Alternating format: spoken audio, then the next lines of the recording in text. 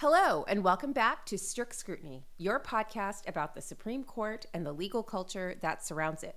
We're your hosts today. I'm Melissa Murray. I'm Leah Litman. And I'm Kate Shaw. And it is time for another Supreme Court term.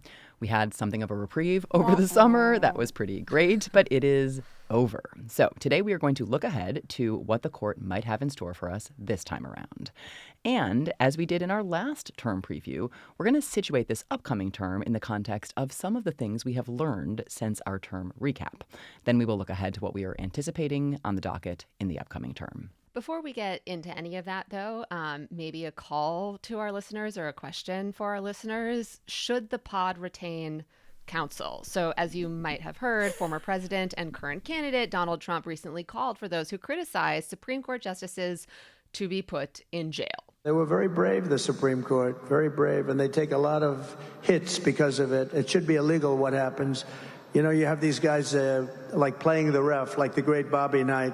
These people should be put in jail the way they talk about our judges and our justices. We're high on the list. This adds a little, air of danger to our new season. I feel like we have joked about how we might be on some kind of list in the event of a second Trump administration, and it just keeps getting more real. Like, we have to stop making jokes about what might happen because it all seems to materialize. I think orange is definitely going to be the new black for us in a new Trump administration. But I say, ladies, let's just test fate. Yes? Oh, yeah. What's the alternative? Okay. Kate, you seemed a little... No, there's no alternative. We just have to press on and come what may. Okay. Speaking of pressing on, Joan Biskupic has what seems like an annual tradition of reporting behind-the-scenes tea on what was happening at the court in the previous term. And this year, she has 3 pieces on CNN.com that gave us some insight into what happened with the EMTALA case, the immunity case, and my new favorite installment of the Hard-Headed Boys mystery series, Justice Alito and the Mystery of the Missing Majority Opinions. And Joan wasn't the only busy bee on the SCOTUS beat. We also got another set of blockbuster scoops on all of the Trump cases, this time from Jodi Kantor and Adam Liptak of the New York Times. So obviously, in order to get our cells ready, our cells, not ourselves, ourselves, we decided we would have to dig into all of this hot goss. Yes? It's like XOXO, Kate, Leah, and Melissa. All right, a lot to cover. So first, in terms of these scoops on EMTALA. So you recall that the EMTALA case, Moyle versus United States, ended with something of a whimper. So after granting cert before the Ninth Circuit had even had an opportunity to weigh in, and after hearing oral argument in that case, the court ultimately dismissed the case on the ground that certiorari had been improvidently granted.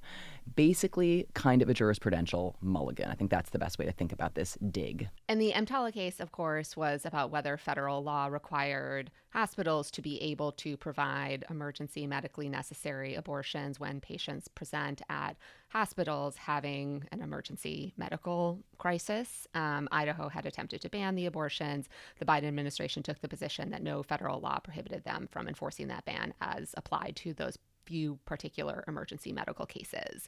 And Joan Biskupic's reporting adds a little more color to the court's ultimate disposition of the case. So she reports that during the pre-cert stage, that is, while the justices are deciding whether to take up the case, while, quote, no recorded vote was made public, end quote, all 6 Republican appointees voted to put on hold the lower court decision that had, prior to the Supreme Court's intervention, ensured that emergency abortion care would be available to patients. Joan says the Republican justices later changed course because it became more clear, that is obvious, that the pregnant people in emergency circumstances were in dire straits in Idaho because of the lack of access to abortion care. That's so weird. I mean, if only someone had warned them, like maybe if the Dobbs dissenters or the advocates in Dobbs had warned the court that curtailing abortion access throughout the country would actually put people in medical danger. Maybe all of this could have been There was avoided. no way I to wish see it someone coming. had said that. No way. If women No, make arguments, absolutely can these unpredictable. justices hear them?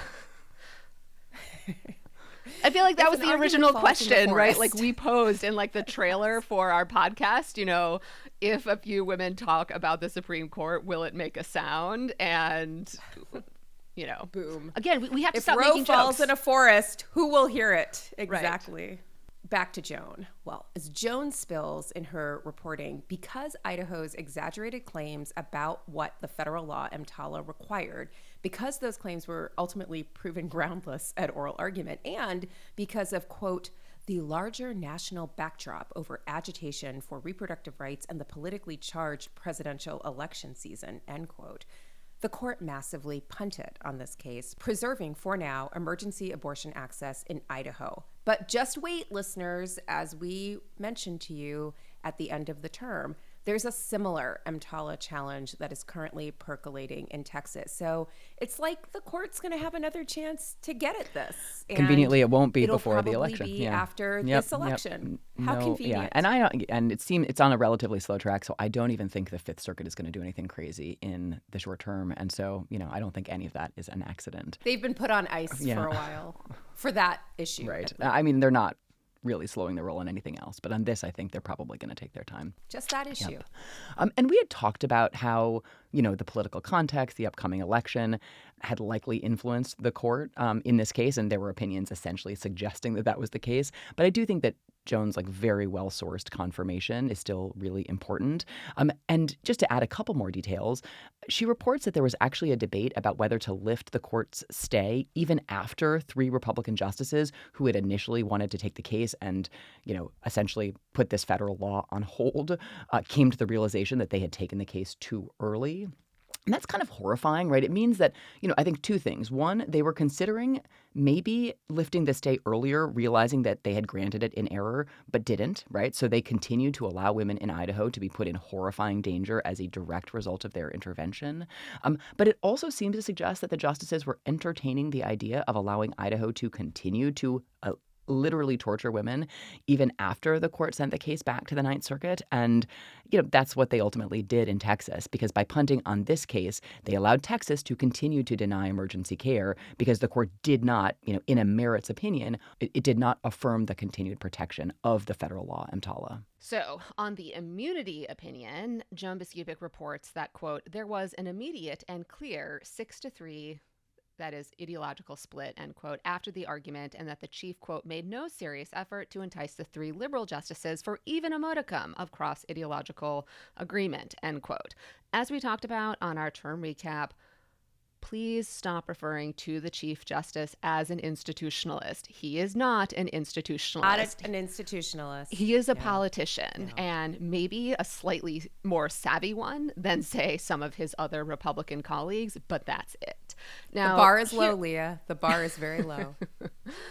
Indeed, we are reminded of that constantly. And on the immunity opinion, here is where Jody Cantor and Adam Liptak's story comes in. So they reported on behind-the-scenes deliberations on basically all of the Trump cases and January 6 cases. That includes a memo they report that the Chief Justice sent out in February detailing the Chief Justice's problems with the D.C. Circuit opinion that rejected Donald Trump's claims of immunity in the January 6 election interference case. Please note that it would still take the court until July to issue an opinion because a pre-election trial on election interference charges obviously would have killed the vibe. And of course, none other than the chief's biggest fanboy, Brett Pick-Me Kavanaugh, responded the next day saying he agreed with the chief's memo. And not only do we know about that sequence of events, Cantor and Liptak even report on the contents of the memo, like what it specifically said, which I'm sure John Roberts is thrilled about. But, given that the Republican justices seem to indicate how they were going to rule to the other justices in February, that really does, I think, sort of give new meaning to a passage from the Democratic appointee's dissent or, dissentee concurrence in the Colorado disqualification case, in which, as we said, they basically told us that the Republican justices were in the bag for Donald Trump. So that's this line, quote, they, meaning the Republican justices, decide novel constitutional questions to insulate this court and petitioner, and to be clear, petitioner in both cases was Donald Trump, from future controversy. So we thought that's what they were telling us back in February. This is just confirmation. And in terms of the unjustified delay in deciding the immunity case, Cantor and Liptak confirmed that it wasn't because the chief was diligently trying to broker some kind of narrow decision that would have yielded a unanimous decision, like some of us, me, thought in our naivete. How stupid were we? In fact, it was exactly the opposite. Cantor and Liptak report that some Republican justices wanted to issue a ruling that would have guaranteed that there was no pre-election trial. So this was never about getting to unanimity. They were basically fighting over whether to kill the case entirely. So let's just name names in this. Both Justices Thomas and Gorsuch wanted the court to defer hearing the immunity case until this term. That is October term 2024. That means the court likely would not have heard an appeal at all in this case until after the election. And even better, according to the New York Times, the reason Justice Thomas wanted to defer this until this term is because, quote, he did not want to see the court dragged into political battles, end quote. LOL, my guy, what? I in some ways I like this because we know Justice Thomas likes to troll the broader public and progressives outside the court. But here, this was a discussion internal to the court. So it's clear he also just likes to troll his colleagues. Like, what are you going to do about it, ladies? It's almost like the court and those adjacent to it were not discussed in conjunction with the January 6th special committee because somebody's wife had to testify before the committee. How's that for political battle? Almost. So the Cantor and Liptak piece also gives us some details about the Fisher case, which was another January 6th case the court heard. That case was about whether rank and file January 6th participants could be convicted under a federal law that prohibited obstructing an official proceeding. They report that in April, this opinion was assigned to none other than strict scrutiny superfan Sam Alito, he of the upside-down American flag, Stop the Steal infamy. And they report, several days after the Times reported that the Alitos had displayed that upside-down flag at their home, a literal symbol of the Stop the Steal movement, the Chief Justice took the case over. So we don't know exactly how this played out. Did Roberts say, did he yank it back? Did he broach the subject and ask Sam nicely? Did Sam come say, maybe this looks bad, Chief? No. I don't think so. No. I just want to air all of the possible, because that would require a modicum of self-awareness, which we've seen no evidence of in Sam also, Alito. that would be very counter to Trolito, would have been required. right? Like, he would love to have that January 6th case and just be like, watch me do it, libs. That, I think, suggests that maybe he didn't even go along with it, that Roberts just literally had to yank it by force. What does seem clear, though, is that no matter the mechanism by which the chief ended up with this opinion, it seems as though for the chief, institutionalism is all about superficial appearances. It's not substantive. That is, he wanted the court and the court's opinions to have this patina of legitimacy that wouldn't be sullied by the fact that Justice Alito's House Alito had displayed some affinity for an insurrectionist movement that attempted a coup to interfere with the peaceful transition of power. But rather was like, well, let's not make it look too bad that we're letting the insurrectionists off the hook. Yeah. Letting someone who seems insurrectionist adjacent because of this flag write the opinion, letting the insurrectionists off the hook. So let me take another beat on that. This is so fishy and cowardly because at the end of the term, when the flag situation was brought to light, people were outright calling for Alito to recuse himself in all of the cases related to January 6th. And they were calling on the Chief Justice to raise the issue specifically. Durbin and Whitehouse in that letter asked the Chief Justice to intervene, to do something about Alito and to have him recuse. And the Chief Justice would not do so, at least not publicly, which means that if Cantor and Liptak are right, and I have no reason to believe that they're not, if the chief was so concerned about the optics that he somehow, whether by force or accepted like a kind of resignation, regardless of how it happened, if he stripped Alito of his majority opinion in Fisher, isn't that just a tacit acknowledgement that the optics were so terrible that in fact a recusal might have been warranted? 100%.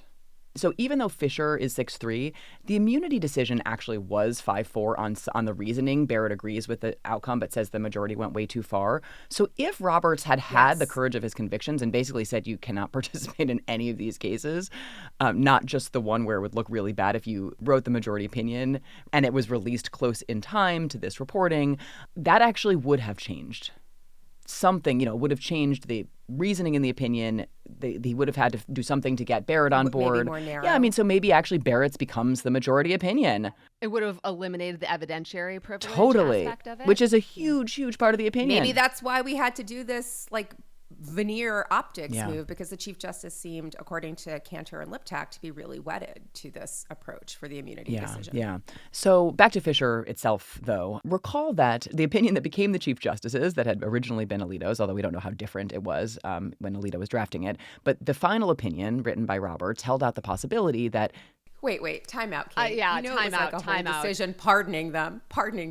Wait, say it again. Right. Had Justice Alito written the opinion, it would have ended with "Stop the steal!" ! Free the January 6 patriots. Okay, you know fair it, enough. I know it. Fair enough. All right. I think we would have had the first Article 3 pardon situation.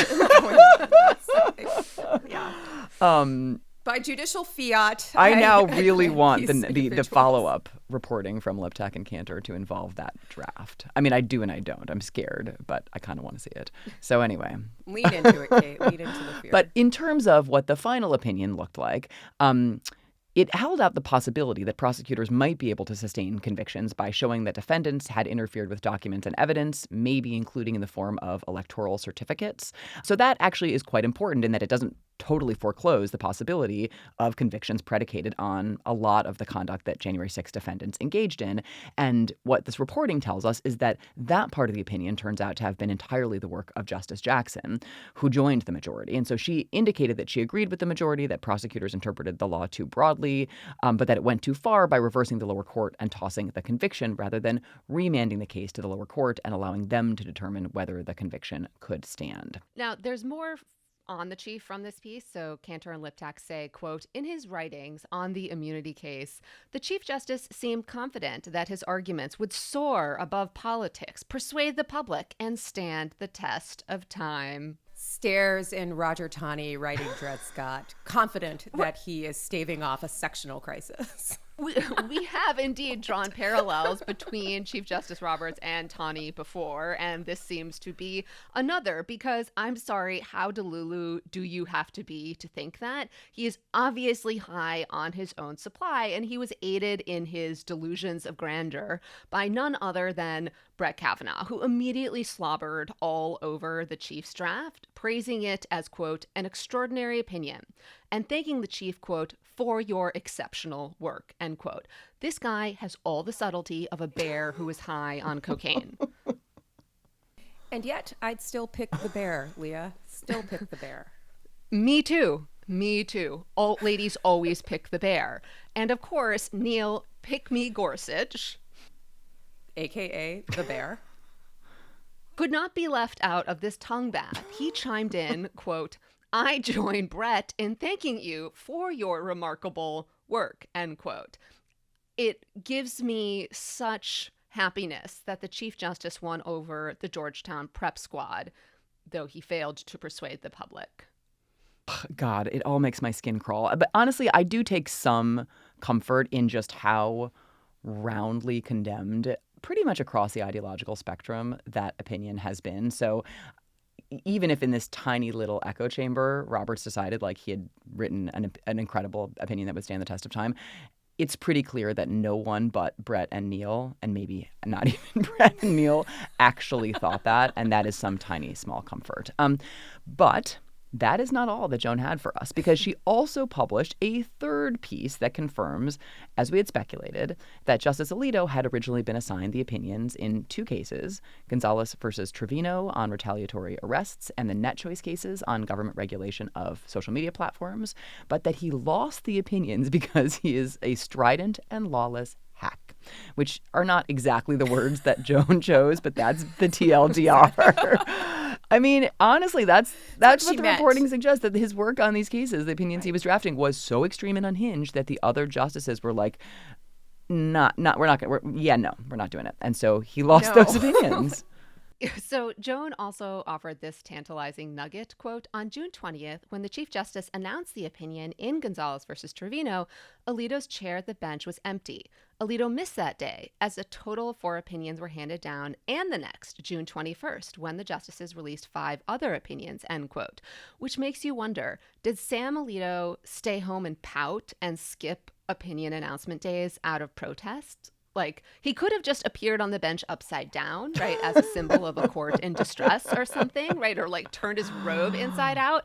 But between these 2 cases and Fisher, it appears Sam Alito lost not 1, not 2, but 3 opinions this term. Congratulations on your three-peat. I mean, how unhinged do these writings have to be for the other conservatives to be like Jonah Hill at the Oscars, like, yeah, no, dude, I can't, I'm out. Like that, it's too much. And yet they sometimes go along with him, like when they effectively, neutered racial gerrymandering claims by saying Republicans have such an entitlement to partisan gerrymander, we're not going to restrict racial gerrymandering, or when he watered down sections of the Voting Rights Act. Like, he is the movement conservative warrior, and that is just his role. Was he, though? Because I would argue that at least in the immunity case, John Roberts wrote such an unhinged and conservative opinion that maybe they were just like, we gave it at the office, and we have nothing left for you, Sam.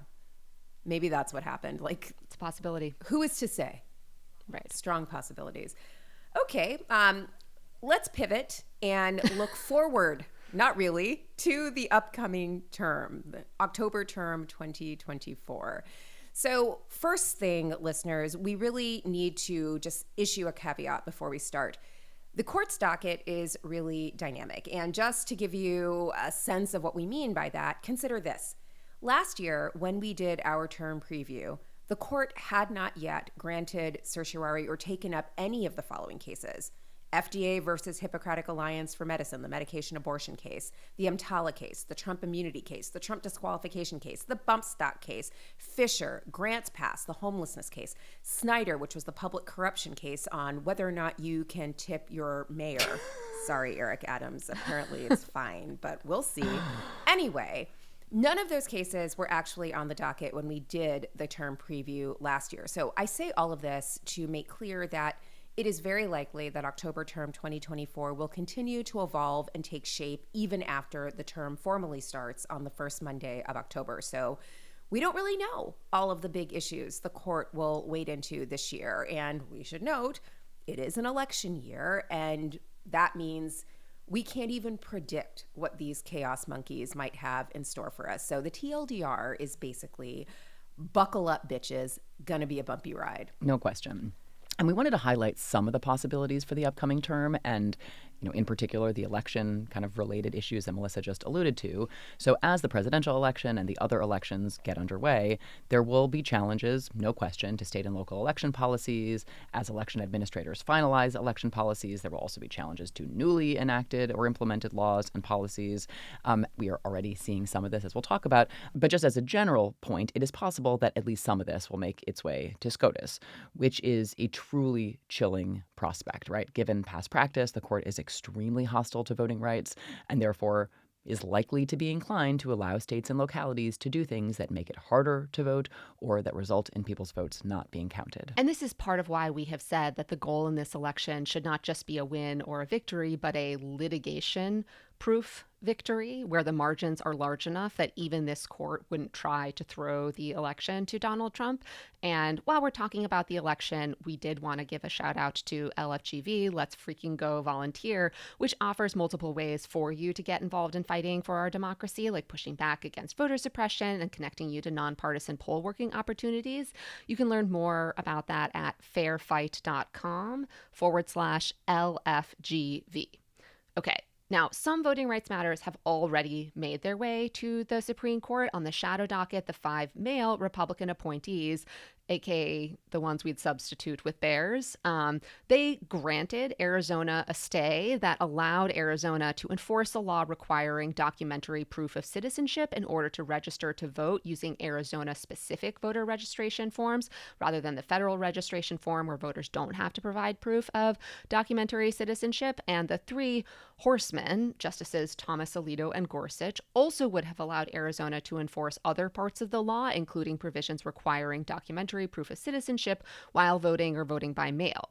The three Democratic appointees, together with Justice Barrett, would have denied the stay as to all of the provisions and not allowed Arizona to enforce the documentary proof of citizenship requirement for voters using state registration forms either. Arizona, in case you did not know, you probably did, Arizona is a battleground state in this election. So all of this means that the court's intervention here will likely have real consequences. It will probably generate some confusion and may even impede some people from getting out and voting. So again, maybe it's already starting.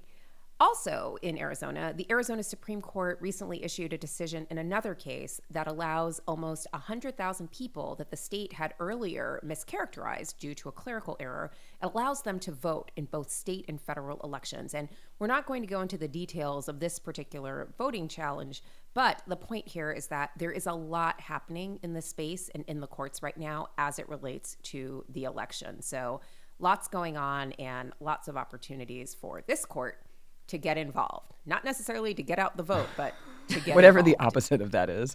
To throw out the vote. Right. That's what it is. There is also a pretty scary pending challenge to Mississippi's law that allows for the receipt of mail ballots after Election Day. And that's a law that Mississippi and many other states have versions of.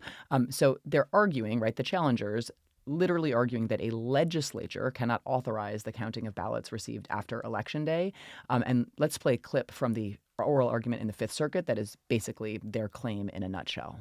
The original public meaning of Election Day is the day that ballots are received by election officials.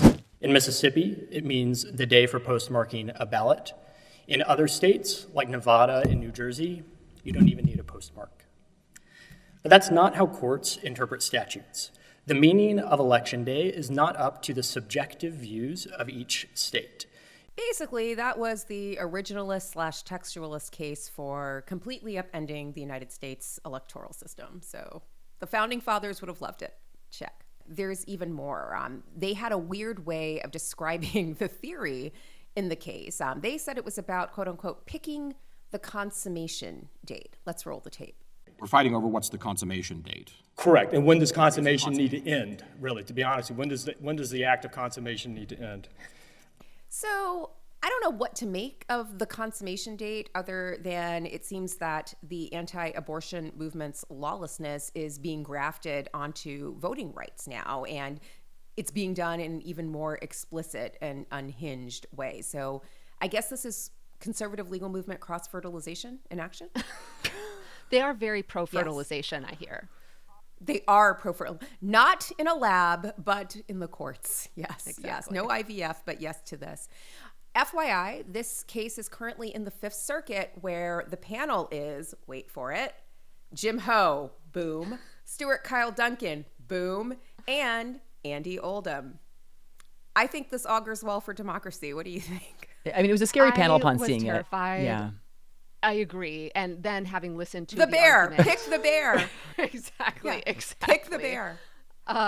Having listened to the argument, it did seem like even this panel isn't going to go for it. You know, for the last few years, we've been hearing all about how it's got to be state legislatures that must set the rules regarding elections. And now all of a sudden, the argument is, let's not do that here. Judge Duncan at one point asked the lawyers, so how about Purcell? You know, the principle that nominally restricts courts' ability to change election rules too close to an election. And so I at least don't think there is a majority on this panel to adopt that argument. Thank God. Do you think it could go en banc? Oh, God. I mean, if these judges don't adopt all the bears.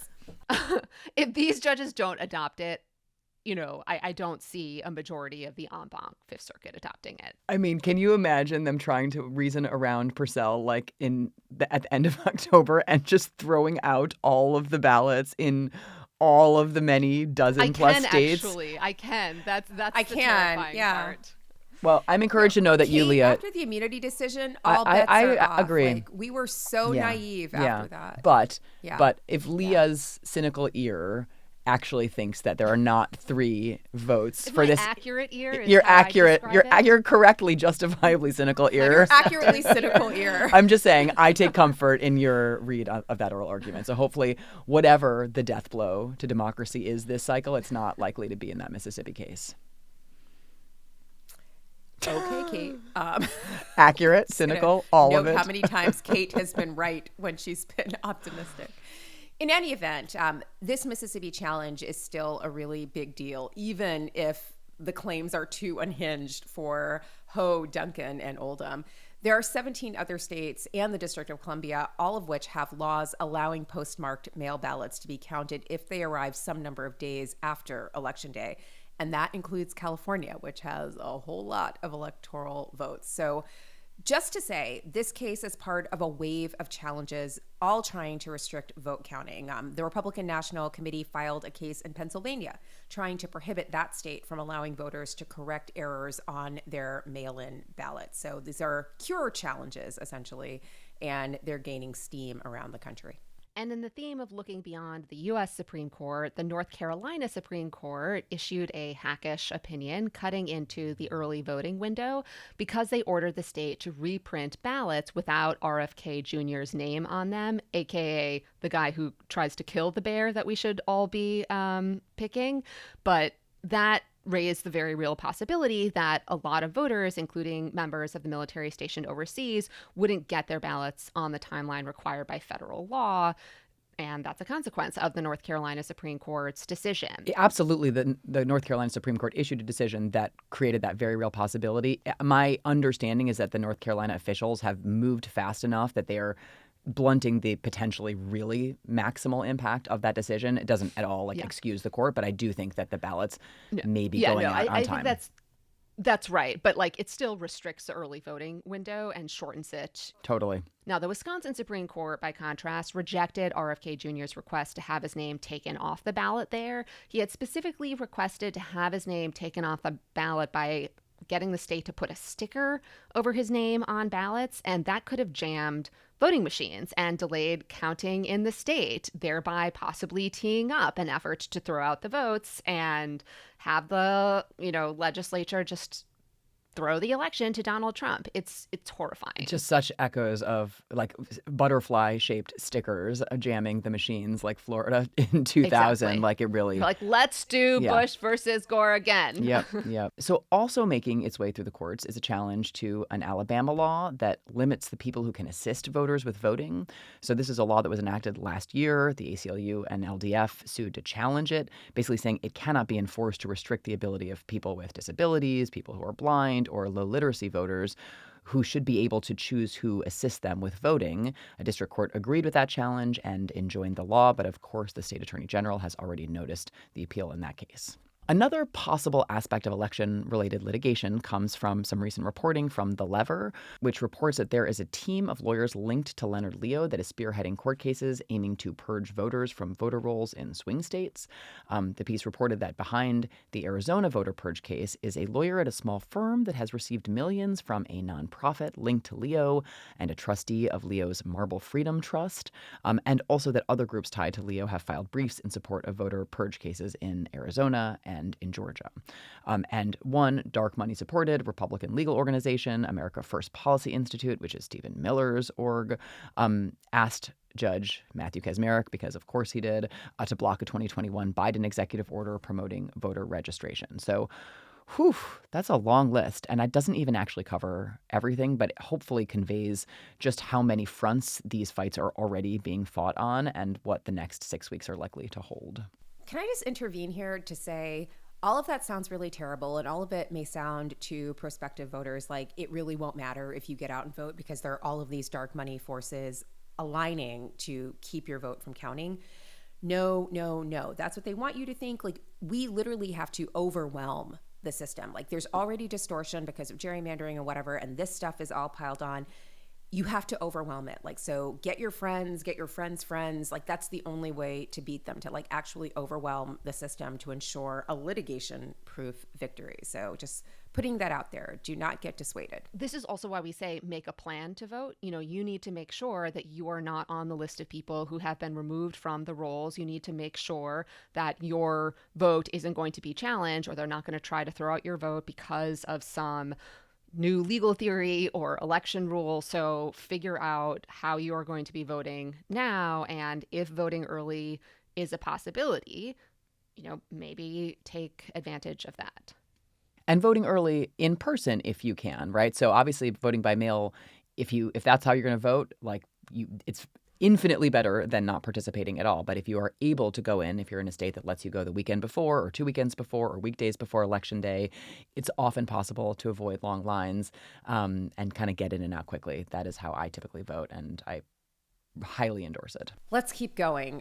This season has already this sucks. Just going to put that out there. Like our 6th season is already starting with a bang. All right. In addition to these electoral matters, we also expect that there are going to be other shadow docket matters, perhaps involving Biden administration regulatory policies like environmental regulations or student debt relief policies. Listeners, you'll recall that some lower courts have invalidated the Biden administration's newer additional student debt relief programs. These were the policies that the administration made after the Supreme Court nuked the initial one in that case, Biden versus Nebraska. And importantly, the Supreme Court refused to grant the administration a stay of those decisions. That is to say, it prevented the administration from carrying out the programs and providing individuals with debt relief while the litigation is pending. And it's quite possible that once a court of appeals issues a decision, not on a stay request, but on whether a court was right to enjoin or vacate the debt relief initiative, it will make its way back to the Supreme Court. So again, the court is a big player in all of these policy decisions simply by the way these things are being litigated. This provides a great occasion to look back on one of the moments from the presidential debate between Vice President Harris and Donald Trump. Astute listeners or viewers may recall that when Vice President Harris was saying Trump would enact or enforce a national abortion ban and that he was responsible for ending Roe versus Wade and unleashing all of the horrific consequences of these abortion bans on the country, Trump tried to pivot and respond with this. So it's just talk. You know what it reminds me of? When they said they're going to get student loans terminated, and it ended up being a total catastrophe. The student loans, and then I think probably her boss, if you call him a boss, he spends all his time on the beach. But look, her boss went out and said, we'll do it again. We'll do it a different way. And he went out, got rejected again by the Supreme Court. It's the same way that they talked about that they talk about abortion. And I just felt in this moment, sir, these are two things, ending Roe versus Wade and ending student debt relief, that your Supreme Court nominees did. You are responsible for this. It is the Supreme Court that is responsible for this, not the Biden administration. You, a president that didn't even have the popular vote, who got to appoint 3 people to the Supreme Court, did this with your 3 nominees. It sounds like you guys had the same I experience wanted watching her to the say, debate. it's not me, it's you. It's you. No, and in a debate in which I thought she was incredibly effective, I don't know if you guys were also standing up and shouting at your TV, literally just say that. You did it. Your justices did this. And she did. And so it was one of the rare missed opportunities, again, in an otherwise extremely effective night. It was a great debate. She walked him like a dog, but I would have loved to see her keep walking him that like a dog. That is an insult to dogs. It is an insult to dogs. Correct. Okay, so we should spend at least a few minutes talking about the upcoming term. So let's do that now. And let's start with some term themes. And one really clear emerging theme is the court's role as a warrior, and maybe like a general, actually, in Republicans' ongoing culture wars. So the court is hearing a challenge to one of the recently enacted bans on gender-affirming care for trans kids. That's the Scrutiny case out of Tennessee. And it is no secret that the Republican Party and surrounding movement have tried to use trans kids as political punching bags and to demonize them for what they assess will be political advantage. And this case is essentially the culmination of that. And the trans panic has different facets to it, but now the Supreme Court is going to weigh in on whether it is unconstitutional for a state to prohibit gender-affirming care for minors. And just speaking for myself, I can't say I am optimistic about where the court is going to go on that. So when this case came out of the Sixth Circuit, there were two issues that the Sixth Circuit had decided. One was a substantive due process issue. And remember, the court has basically shit all over substantive due process in Dobbs. So this would have been another opportunity to continue shitting on substantive due process. There was also an equal protection claim. Interestingly, the United States government asked the court to only grant certiorari as to the equal protection claim, and we speculate it's likely because they did not want the court to go even further down the road of killing substantive due process. So the court has granted certiorari only on the equal protection claim, but I'll just note, this will be the court's first real opportunity to take up an equal protection claim in the context of gender since Justice Ginsburg passed away. Yes, there was a brief mention of equal protection in Justice Alito's opinion in Dobbs, but he mentioned it only to say it didn't really exist in the context of abortion. So maybe this is an opportunity to chip away at equal protection in the context of gender. And I think the absence of Justice Ginsburg's voice on this issue will be keenly felt here. It's also an opportunity for the court to continue refining its approach to equal protection, which it began doing in Students for Fair Admissions versus Harvard in the context of race. So I think this is a really big case, lots going on here and lots to be scared about. So you mentioned that Dobbs had shit all over substantive due process, but, as you also just noted, Dobbs kind of shit all over equal protection, at least with respect to sex and gender claims. And I think one question in this case is whether Alito's messy and dismissive take on equal protection, sex discrimination claims will move beyond abortion, right, to extend to other domains of sex discrimination. One of the claims in the case is that these laws single out and mistreat trans kids because of animus or lack of care toward that group. Obviously, that claim is persuasive.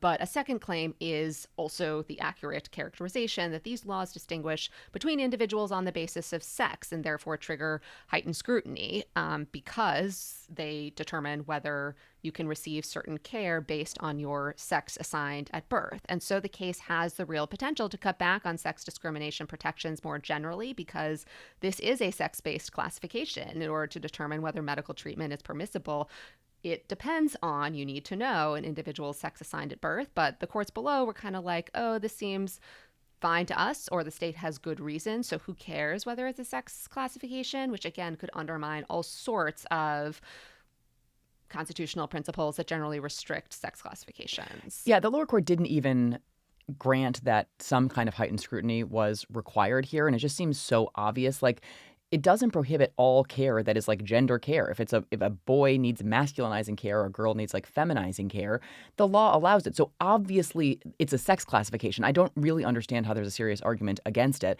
But the Sixth Circuit, again, as you just said, Leah, essentially dismissed it. There's an amicus brief that I think makes this point really effectively. It's a philosopher's brief filed by Isa Kohler-Hausman and Amanda Shaynor and a few others that I think really spells out just like how unanswerable the claim that it's a sex classification is. So I would be, never mind, no predictions. The court, I think, just like has to at least take seriously that claim. But I agree with your pessimistic note at the outset, Leah, that like this is a scary case for this court. So all of this really has the makings of the court essentially greenlighting states' efforts to continue to bash trans kids, and that's really scary. And the only question I think here is just how crappy this opinion is going to be when it's finally issued. Another culture war issue that is on the court's docket, and that is that the court may be continuing on its quest to make dangerous firearms accessible to all. So the court here is hearing a challenge to ATF's regulation of ghost guns, that is privately made firearms that are unserialized and untraceable and typically assembled from components or kits that are bought online. So these kits can be bought without background checks or vetting. So people prohibited from buying guns under federal law can circumvent those prohibitions and purchase them. And all the ATF regs at issue require is that ghost guns be subject to the same rules on vetting and prohibited purchases as other guns. So this is not any kind of ban on ghost guns. It is just subjecting them to the regular ordinary regulatory apparatus. But of course, a district court in Texas nonetheless invalidated the rule in a nationwide injunction, and the Fifth Circuit, to no one's surprise, also invalidated the regulation. The Supreme Court actually put that ruling on hold initially, and that ruling would have invalidated the rule everywhere. And the Biden Justice Department went to the Supreme Court and made a very forceful argument that that was just wildly dangerous for the court to allow this, nationwide injunction of this rule that they said was actively saving lives. And so anyway, the court actually did put that ruling on hold, so naturally the Fifth Circuit came back and invalidated the regulation as applied to the plaintiff in this case, and SCOTUS actually put that ruling on hold too. So there are at least some encouraging signs from the Supreme Court, at least in terms of the kind of shadow docket activity. Just to dim your ardor a little bit, Kate, there were 4 justices of the court who would have allowed the invalidation of the rule to stand even while the litigation was pending. So if that's I'm not predicting unanimity here. I just think maybe you can count to 5 for justice prevailing in this case, but I'm far from confident of that. I mean, again, I thought the U.S. federal government's analogy here was really right on. Solicitor General Elizabeth Prelogar said, it's basically like buying furniture at IKEA. You wouldn't just say because you get a flat pack of a desk, a mom desk, that it's not furniture. Like same thing with a ghost gun. Great analogy.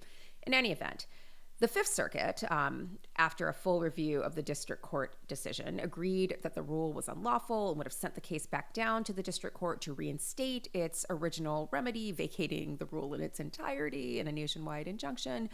But then the government stepped in and asked the Supreme Court to take this case. So now the court will actually determine whether the ATF regulation is lawful. If all of this sounds like the cargo case from last term, the bump stock case, you would be right. This is basically a kind of redux, different kind of issue, but the same question of whether or not the ATF is permitted to interpret federal statutes regulating firearms in this way. On one hand, it's encouraging, as we've said, that the Supreme Court stayed both decisions invalidating the regulation. On the other hand, we know that's not always predictive of what the Supreme Court ultimately does in a case. So in the Voting Rights Act case, for example, although the court put on hold lower court decisions, they ultimately affirmed them. This has also happened in some immigration matters. So it's still possible we will end up with opinion like Garland versus Cargill that was basically gun porn masquerading as textualism, and we just don't know, and it's very scary. It's the same kind of methodological divide, and obviously Garland versus Cargill, came down invalidating the bump stock rule, and so if that's predictive, there I think is very good reason to be nervous. And people in gun safety world are really, really scared about what it would mean to, again, allow these totally unregulated ghost guns, because things are going so well, even with this on the books. Exactly. Yeah. Like the regulation is in effect, and we know it has lowered the number of ghost guns that are available and recovered in violent crimes. So to then allow this lower court injunction to go back into effect, enjoining a rule that has had these very salutary effects is scary. Yeah. But obviously something you cannot rule out with this court. Okay, moving on. Another theme we wanted to flag is the court's continued war on the administrative state and environmental regulation in particular. The court already has on its docket several cases that seek to limit agency authority or that seek to second-guess agency determinations, which we know the court loves to do, especially if the agency is the EPA. So one of those cases is City and County of San Francisco versus EPA about the requirements imposed by the Clean Water Act. The challengers say that the EPA and authorized states have imposed basically generic prohibitions in permits that result in penalties for violating water quality standards without identifying exactly what the permissible limits and impermissible limits are for the discharges of certain chemicals. So the court continues to stay consistent on its effort to completely dismantle the administrative state. There's another case. This one is called Seven County Infrastructure Coalition versus Eagle County, Colorado. This case asks whether the National Environmental Policy Act, which requires agencies to consider the effects of agency decisions on the environment, will require agencies to consider and study effects, quote, beyond the proximate effects of the action, end quote. And that could include perhaps whether or not the agency's actions have effects on climate change, although the federal government characterizes the issue slightly differently, knowing probably, that any mention of climate change will just make some of these conservative justices salivate and kill the agency altogether. It's a hoax. There are at least 3 votes for that. Obviously. See Tropical Storm Helene and its devastating consequences. Just a hoax. Third administrative law case, although not on the environmental side, is FDA versus Wages and White Lion Investments, which is a case that asks the court to set aside the FDA's denial of authorization to market a new e-cigarette. I'm sure there will also be more. So these are the big admin law cases now. But as we said at the outset, the court will absolutely take up a bunch more cases. So I expect this theme to even further develop. Right, including likely involving some Biden regulatory programs. Yeah. So those are themes. Wanted to flag a few additional cases. One is Glossip versus Oklahoma. We will talk about this case in depth next week and the week after, so won't spend a ton of time on it now. But it's about whether the state courts were wrong to decline to hear claims that the state put up false testimony and concealed exculpatory evidence in a capital case where the Oklahoma Attorney General concedes there should be relief. So even though the Oklahoma Attorney General concedes there was an error, the state court said, we're not really going to consider the claim. And to the extent we do, the claims just lack merit. So this is another testament to the failed death penalty in the United States, that another one of the Supreme Court's now foundational Eighth Amendment death penalty decisions from Glossip versus Gross, which established the legal rules about how to challenge methods of execution, could involve someone who is quite likely innocent of the crime for which they have been sentenced to death. And in which Oklahoma and Glossip are on the same side of this case. And so the Supreme Court has, and I think, if I'm not mistaken, I think Paul Clement is on Oklahoma's brief. So this is not often the case, that you have an individual sentenced to death and a state like Oklahoma basically asking the court not to force this execution to go forward because there had been this error below and there's a real chance that Glossip is innocent. And yet the court has invited someone to make the argument that basically nothing to be done here and this execution has to proceed. Like, it is ghastly.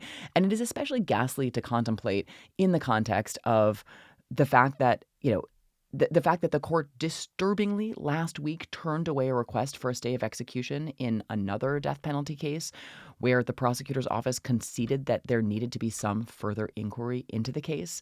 That was the case of Marcellus Williams, who was convicted of murder and sentenced to death. So in the Marcellus Williams case, the top prosecutor for the office that handled Williams's prosecution joined with Williams's lawyers to ask the state courts to send Williams's case back for hearings on the conviction and sentence. And basically, Williams' lawyers wanted DNA testing of the murder weapon, which they said could exonerate Williams. At the time of his conviction, that kind of testing wasn't available. But then there was testimony from a prosecutor that indicated that the evidence that might have exonerated him had actually been contaminated because of how it had been handled or mishandled. The trial prosecutor's fingerprints and handprints were on the weapon, and that meant it couldn't be tested to exonerate Williams.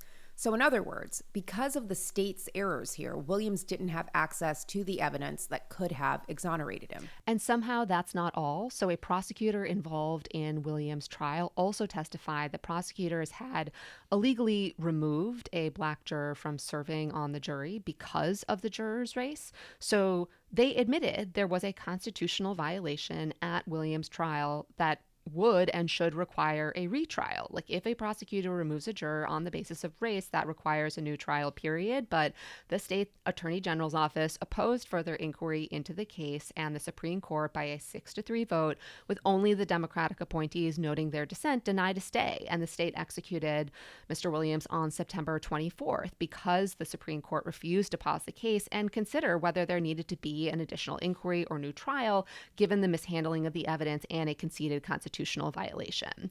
So this case is not exactly on all fours with Glossip, because in Glossip, the state attorney's general office is confessing error as well, whereas here it's the prosecutor's office that handled the case that conceded error, but the state attorney's general office was opposing any effort to look into the case. But, you do here have prosecutors who were involved in the case conceding error, the lead prosecutor for the office who handled the prosecution saying the case needed further examination, and yet still the Supreme Court says, go ahead, you can execute him, state, no reason for pause. It is, as Kate was saying, ghastly.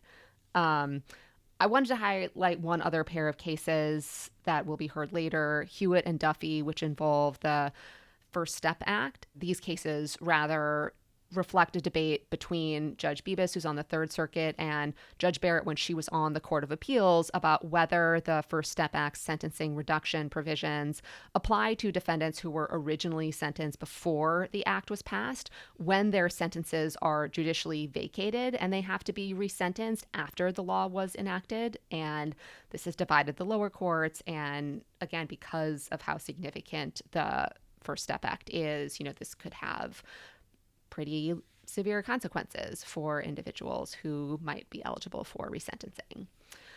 Okay, lightning round of court culture. Other things to flag. I am going to be watching the justices' reactions to the election, and I think we need an Alito flag watch around November and in January. I think that's right. Assorted other court culture. One thing to flag. We've got to stop saying flag. He's ruined it. Enough vexillology for this part of the episode, but I'm not promising it won't come back in future episodes.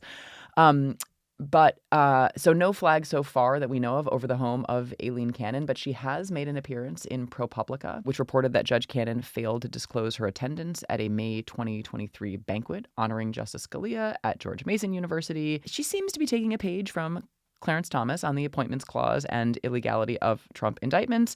And so she may also be taking a page from the playbook of Justice Thomas on receiving largesse and not disclosing it.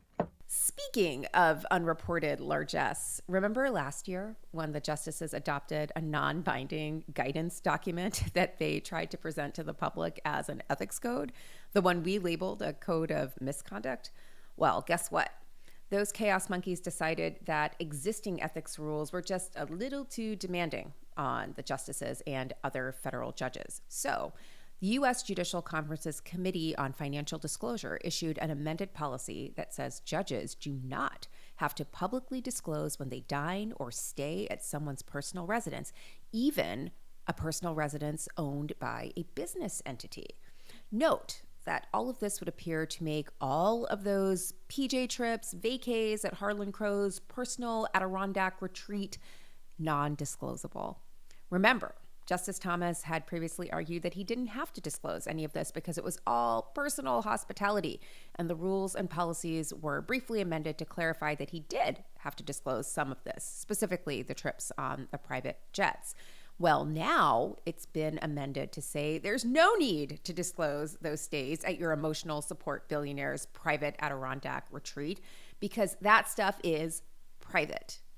The justices have unenumerated rights to privacy in their personal lives, unlike the rest of us losers, or maybe just us loser women. But I'm glad that privacy is making a comeback, even if you have to have an emotional support billionaire to enjoy it. I mean, can you imagine surveying the landscape and deciding that what we need right now is a rule that makes clear that disclosure is not required? What?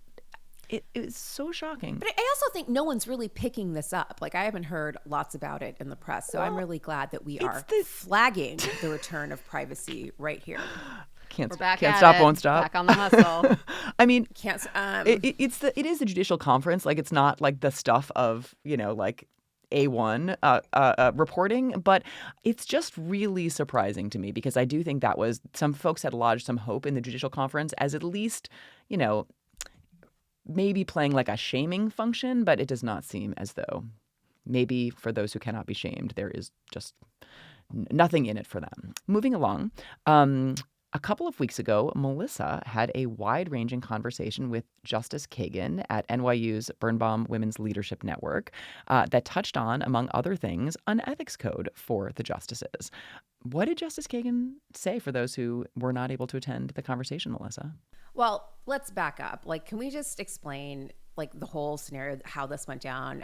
Listeners, we had this event with her, and I'm not quite sure how she got my phone number, but one morning when Kate and I were in Austin, Texas, getting ready to record an episode with Jamie Raskin, I was stepping out of the shower and my phone rings. And I thought it was one of Raskin's staffers saying that he was late or something. So I pick up and I'm all very agitated. I just got out of the shower. I'm like, hello, it's Melissa. She's like, Melissa, it's Justice Kagan. Girl, my jaw hit the floor. I was like, what? And then she's like, do you have a moment? And what did I say to her, Kate? As you know, I said, I'm sorry. I'm just getting out of the shower. Can I call you back? So I kind of told Justice Kagan like I was like in a robe. And she was like, she's very gracious about it. She's like, that's fine. We can do this anytime. I'm like, no. I'll call you in 5 minutes after I blow dry my hair. Like, that's what I said to her. Like, it just kept getting worse and worse. In any event, she was incredibly gracious. And this conversation was fantastic. But she talked about and basically reprised some things that she had said earlier this summer at the Ninth Circuit Judicial Conference, where she called for an enforcement mechanism of the court's ethics code whereby the Chief Justice would appoint respected lower court judges to apply the code to the justices. And again, not clear how the lower court judges would be picked, what the criteria would be, but she said it was sort of a modest step, and I think that's right. Interestingly, this very modest proposal from one Elena Kagan earned some real brickbats from the conservative legal movement. So Kelly Shackelford, who is a prominent conservative activist, called Justice Kagan, quote unquote, somewhat treasonous for helping to drive the efforts to make the court be ethical, although he apparently apologized for doing so. But this is the whole quote. Quote, that is incredibly somewhat treasonous, what Kagan did, Mr. Shackelford said. You've got Kagan from the inside really being somewhat disloyal and somewhat treasonous in what she's doing, end quote. And the best line of the whole interview was when Justice Kagan's remarking briefly on the somewhat treasonous point, noted that she wasn't going to say more about it, but that being somewhat treasonous was a little bit like being somewhat pregnant. And I was like, is that some Dobbs snark? I think it might be. Maybe a little EMTALA snark. Get it, girl. Get it. I mean, zero fucks Elena Kagan at NYU. Exactly. We want more. You need to vent. You know, you can probably find my cell phone somewhere. Just putting that out there. So a few FBI. How does she know? She has her ways. Yeah. A few additional things to note. Kate and Melissa talked with Amanda Zorofsky at the Texas Live show, and during that she mentioned the film Zorofsky versus Texas that had been made documenting her experience and the case challenging the Texas abortion restrictions. That film is now being shown in several places, and we had a listener write in sharing with us that the film is going to be shown in Tacoma, Washington at Grand Cinema October 12th and 15th. So if you are in Tacoma and you want to check it out, you can go to Grand Cinema's website for the viewing details. On a somewhat related topic, but more sober and just gutting, we wanted to make sure our listeners were aware of reporting by ProPublica that documents what I think are the first publicly reported instances of women dying because of state abortion bans. I remember when we had Jessica Valenti on the show earlier in a Dobbs retrospective, she said, we are just waiting basically for this to happen. We know it's going to happen, and it did. So in one case, ProPublica reports that Amber Nicole Thurman, a 28-year-old mother, died from complications related to sepsis after a Georgia hospital delayed too long providing her the procedural abortion she needed to remove fetal tissue that became infected when it remained in her body because she experienced an incomplete miscarriage. Thurman was planning on going to nursing school. She is survived by her 6-year-old son. And her mother, that is Amber Thurman's mother, told ProPublica that as her daughter Amber was being wheeled into surgery because she was at that point on the brink of death, she said, quote, promise me you'll take care of my son, end quote. The facts are beyond tragic. Thurman had an appointment for a procedural abortion, but traffic delays caused her to miss it, and so she wasn't able to have a procedural abortion, and Thurman died 2 weeks after attorneys for the state of Georgia had accused lawyers challenging Georgia's draconian abortion ban of doing nothing more than, quote, hyperbolic fear-mongering, end quote. A state medical board concluded Thurman's death was preventable and that the failure to provide her a timely procedural abortion had a large impact on her death. So at the event Vice President Harris did with Oprah Winfrey in Michigan, Thurman's mother and family attended and spoke, and we wanted to play her remarks here. Initially, I did not want the public to know my pain. I wanted to go through in silence, but I realized that it was selfish. I want y'all to know Amber was not a statistic. She was loved by a family, a strong family, and we would have done whatever to get my baby, our baby, the help that she needed. When ProPublica came to my home, I pushed them away. No, but Kavithia, she was persistent. She said, it was something that you needed to know. You have to hear me. Women around the world, people around the world need to know that this was preventable. 2 years later,